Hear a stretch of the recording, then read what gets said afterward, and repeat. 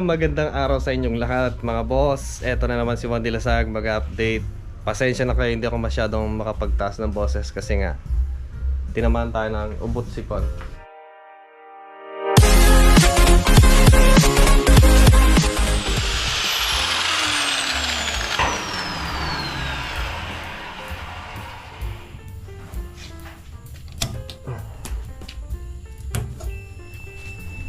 Tinitipid ko kasi ang kanyang battery.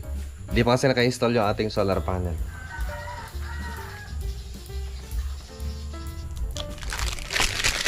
So, ang pangit guys na ang background natin ngayon. Ang gulo, ang dumi, lahat ay sira.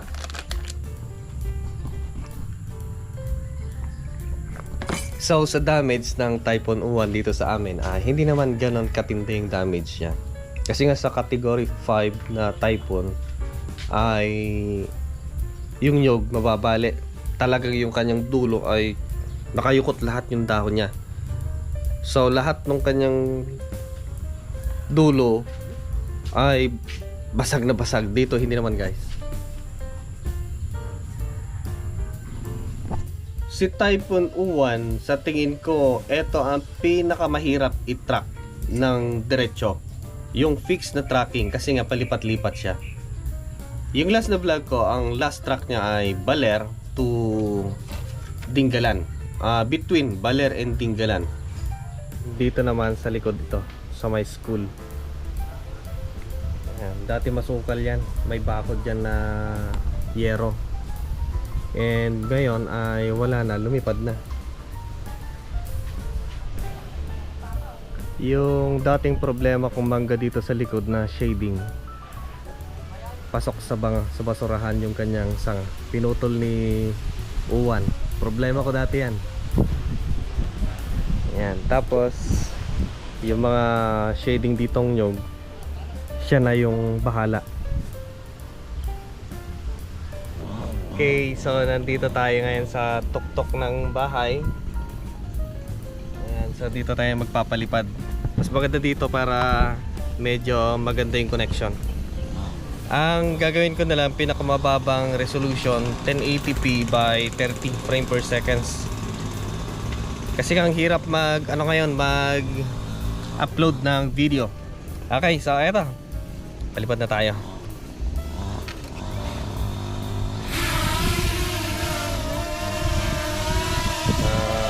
Record na tayo.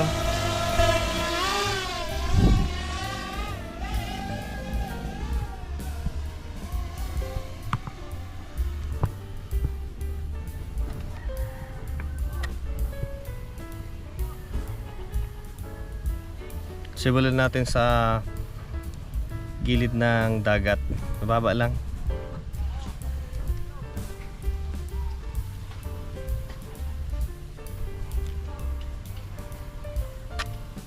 Iyan.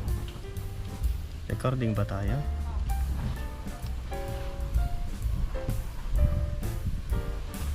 Pakita ko sa inyo yung damage doon sa gilid ng dagat. Kasi sabi nila ay doon yung grabe. 400 meter. So yan guys, matindi doon sa sa gilid ng dagat yung hangin. Yan lang. Bakit?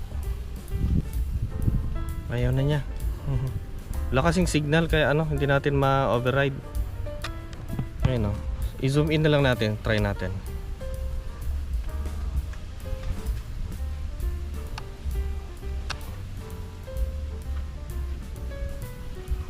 Ayan. 500 meter lang yung binigay na natin. Hindi natin masyado makita. Dito na lang.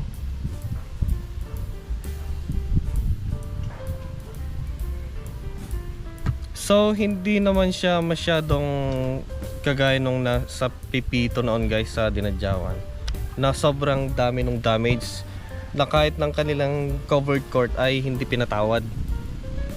Parehas din naman kami na na nasa gilid ng dagat. Pero hindi siya ganun katindi. So ngayon ay wala pang ano dito sa amin, wala pang signal ang Globe at Smart. So ewan ko ngayon kung saan ako makiki-connect. So may kaibigan naman ako dyan, sana pakonectin tayo ng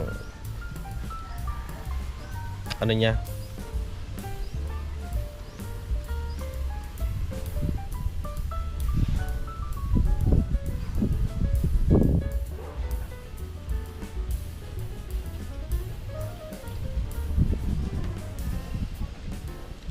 So far okay naman guys dito. Ang talagang tinamaan lang dito sa amin sa Dilasag, sa Dinyog, yun ang matindi. Kasi sa Dinyog umabot daw na hanggang dibdib. Pero yung dami ng ulan ay hindi naman masyadong marami. So okay lang naman. Kita niyo yung mga bubong, okay lang naman siya. Wala siya masyadong damage. Kasi nga sabi nila dito noon, nagtanong-tanong ako, hindi naman daw karamihan ng tubig ang kanyang binaba. At ayaw mag-move. So yan yung solar panel natin. Ayan, nandun ako sa tuktok. Ayun, nakaupo ako. Boom. Malinaw yan kapag kapag 4K. Naka 1080p lang kasi tayo. Tipid-tipid lang tayo.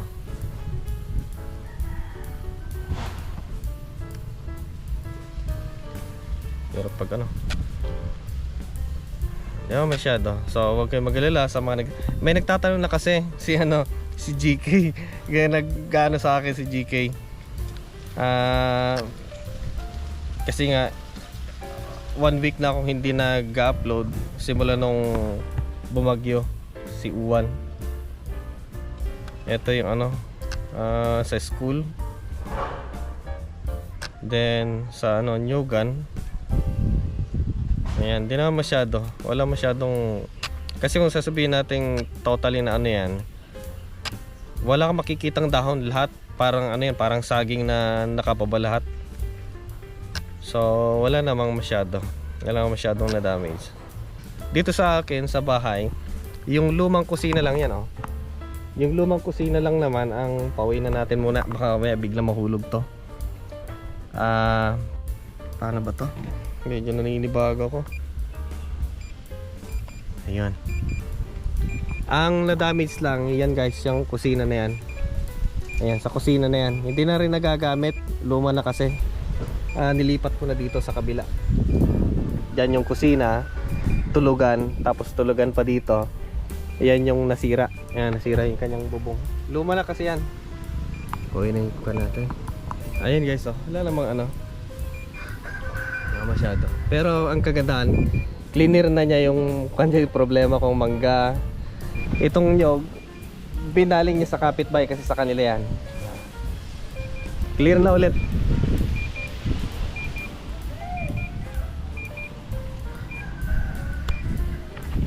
So marami akong na encounter na minalas si Juan Dilasag. Kasi nga pumunta ako ng Cabanatuan.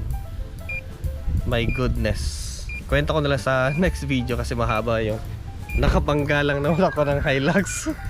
Oh my, grabe malas ko. After typhoon yun, pumunta ako ng Cabanatuan. So kwento ko na lang next time kasi mahaba ng video. Mahirap mag-upload.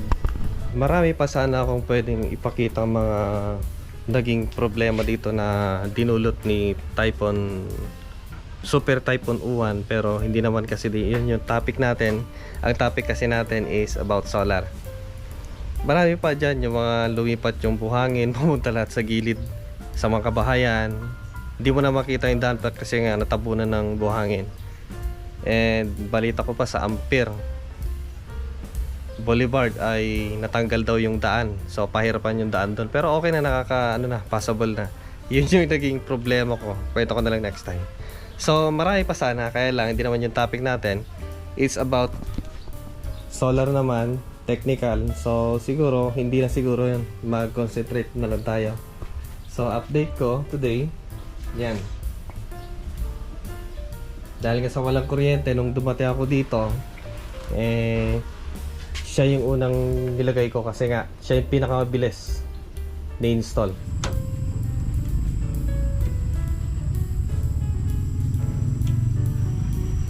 So, start na natin. Sana walang shorted dito sa bahay. Kasi nasira yung kusina. Yung dating kusina namin.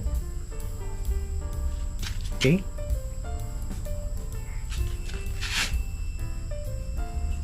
Ayan.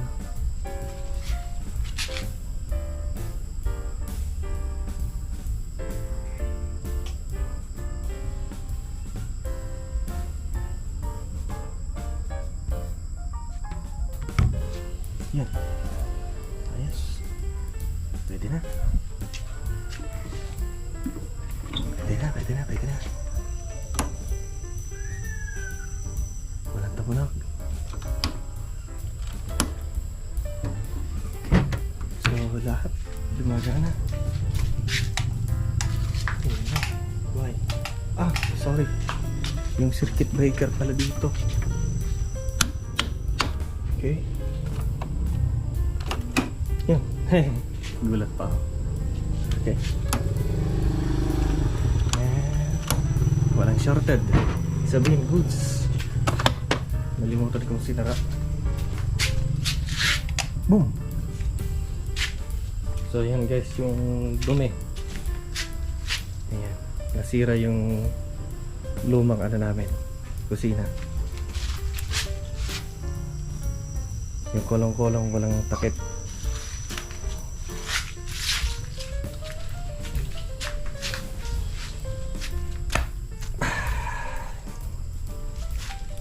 Di bale, pero tapos tayo. Tu. Kwento ko na lang sa inyo bukas. Then, nung nag-change ako, ito, Predator yung ginamit ko. Nung nag-change ako, ito yung ginagamit ko. Kasi pwedeng ilipat-lipat.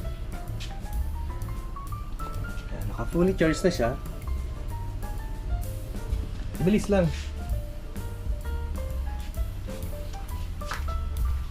So, yun yung update. Siguro yung malaki, si Day, next time pa lang siguro. Kasi nga, marami pang gagawin. Ang dami pa pwedeng gawin. Nung pagdating, galing kami kasi sa labas. Yun nga sinabi ko, mahabang kwento kung talagang ikukwento natin lahat. So, pagdating ko dito, nakita ko yung senaryo. Hindi ko alam kung saan ako magsisimula. Sakit sa ulo. Ang hirap. Para kaming nagsisimula ulit. Magsisimula ulit tayo sa una. So, yan guys, ingat-ingat. Gusto niyo pakita ko pa yung ibang mga damage dito. Kasi ang pinakita ko lang dito lang sa sa barangay namin. So, pagdating pa dyan sa banda dyan, mas grabe pa. Sa Dinyog, mas grabe pa. Kasi nga nagkahalo-halo lahat. Nahalo-halo. Ayan, so yun lang nga sabi ko, Converge is down, Globe is down, Smart is down, Energy is down. So lahat, ang inaasahan lang namin dito is solar. May mga generator dito pero ayan, mas maganda na rin yung ganyan. Buti na lang may Thunderbox tayo. So ayan mga ka-solar, ingat-ingat ulit. Mag-update tayo next time. Yung ito yung ang ganda ng kwento nito, and kwento ko na lang next time. Okay, ingat-ingat.